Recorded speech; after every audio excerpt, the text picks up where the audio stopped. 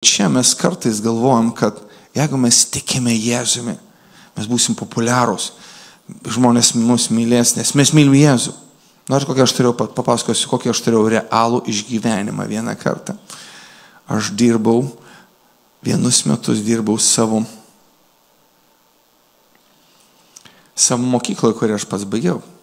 Aš labai džiaugiausi, nes ten 2 minutės ateiti iki jos.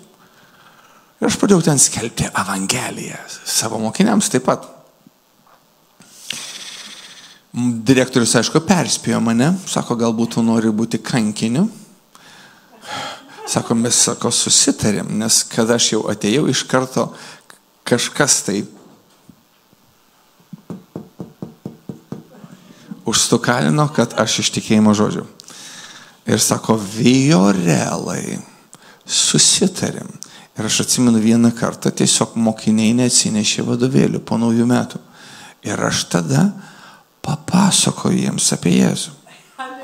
Ir tada prie pietų stalo direktorius pasakė, Viorelai, mes susitarėm. Sako, galbūt tu nori būti kankinys. Bet žodžiu, vieną kartą aš atsimenu, aš grįžtu iš miesto. Ir ten prieš mane yra didžiulis, kas žinote Vilnių ar didesnius miestus, 9-aukštis, įsivaizduojate, 9-aukštis. Ir ta pusė, kur ne virtuvės, bet kur šitie miegamieji. Ir kažkas tai atidaręs orlaidę, ne balkoną. Aš einu ir daug žmonių yra eina. Sako, tu varyk į savo sektą, ko tu nori? Aš taip maždaug, aš einu. Aš nežinau, apie ką čia kalba. Bet, ką tu čia? Ir tekstas, žinokit, buvo Mamma mia. Bet aš pasakysiu vieną dalyką, žinokit. Buvo labai nemalonu, aš pasakysiu. Aš įjungiau bronių, kaip sakoma. Ничего не слышу, ничего не знаю, ничего не понимаю. Nieko nesuprantu, apie ką čia dabar, apie ką čia kalba.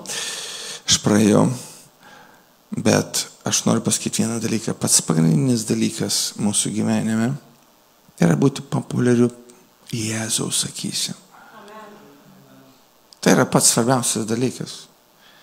Nes mes galim patikti absoliučiai visiems. Bet jeigu mes nepatiksim jam, ir mes iš tikrųjų kaip